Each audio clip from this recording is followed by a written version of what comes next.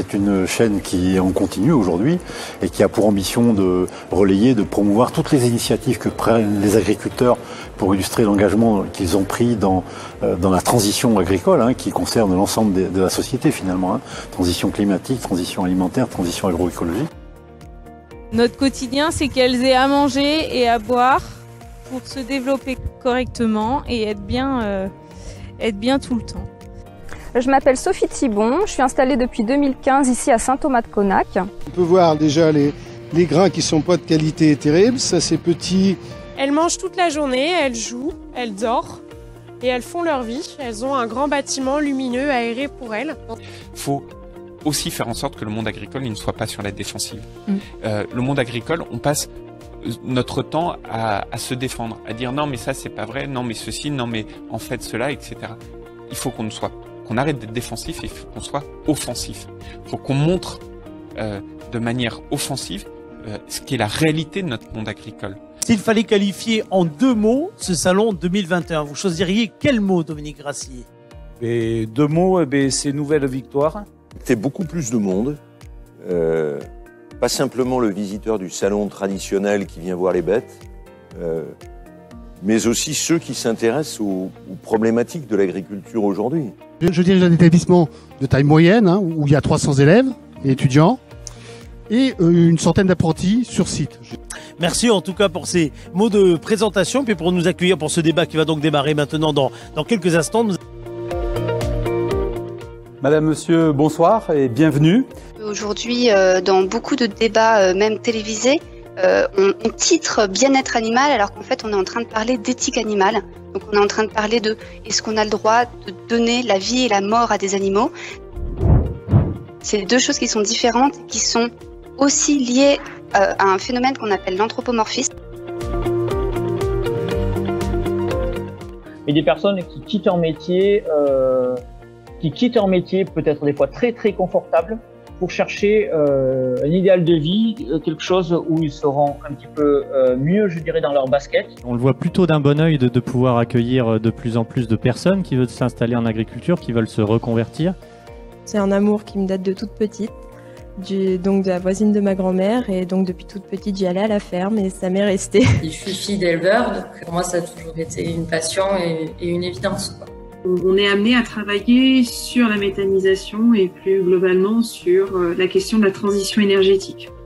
Le méthane, aujourd'hui, il est valorisé soit par la cogénération, soit par l'injection dans le réseau de gaz.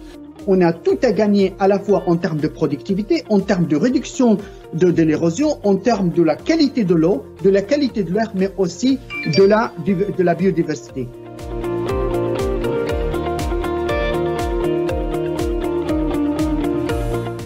Aux éleveurs ovins de toute la France, de toutes les régions de France, mais organisés. Les brebis, on n'est pas à leur place, comme je disais, mais après, bon, la tonte, elle n'est pas censée être douloureuse et elle est faite pour son bien-être à la brebis.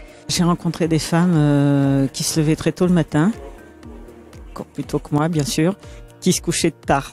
De valoriser ce patrimoine touristique, donc, et c'est important qu'on puisse avoir des visiteurs nombreux dans notre région pour pouvoir bénéficier et de nos paysages et de notre gastronomie. Des projets de recherche, des projets d'expérimentation, des projets de structuration entre l'amont et l'aval. Bonjour, je m'appelle Aubry Guillon, je dirige la société Les Petits Amoureux, filiale de la coopérative Carac. Le moulin de la Vessière, c'est avant tout une histoire de famille, puisque le moulin est dans notre famille depuis 1857. Et c'est ce dont on va parler lors d'une table ronde le 8 juillet avec l'agence d'alimentation de Nouvelle-Aquitaine. IGP, Label Rouge, AOC.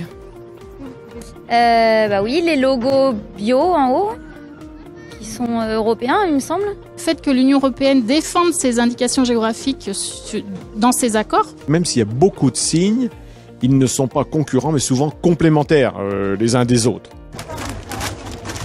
Là, nous sommes en direct des Quinconces à Bordeaux, au marché des producteurs de Nouvelle-Aquitaine.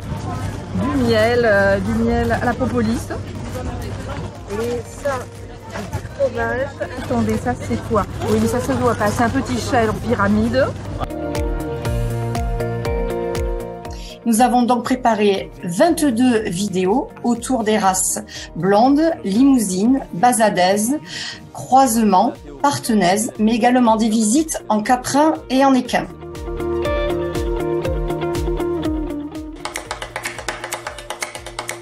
C'est la science du comportement animal, c'est-à-dire essayer de comprendre ce que ressentent les animaux. Pesticide désigne un ensemble de produits qu'on utilise pour lutter contre les organismes indésirables.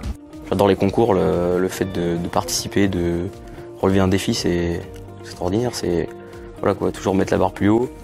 C'est ça qui me plaît, le défi en fait. Ah oui, cette année c'est l'année internationale des fruits et légumes.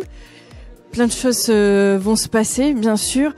Ça fait penser à la boucherie, donc pourquoi pas. Moi, je trouve ça une très bonne idée. Cette formation m'a apporté quand même énormément. J'étais parti sur le maraîchage. Et finalement, l'arboriculture vient s'intégrer à mon projet. Et je trouve ça vraiment intéressant. Il prend des risques inutiles, alors qu'il va juste chercher à 3 cm de l'extérieur et tout va venir quand même, tu vas voir. Non, ça c'est pas la peine. Si t'as pas ébranlé ta butte à l'aller, c'est pas important. 200 € le Dalton, c'est 130 francs du quintal. Mon père a vendu en 1984 du blé à 125 francs. Ça veut dire que ça n'a pas bougé du tout, enfin ça a même baissé depuis 40 ans. On n'obtient rien sans effort et sans peine. Le nouveau Mototreuil retourne d'un seul trait les parcelles de plusieurs agriculteurs.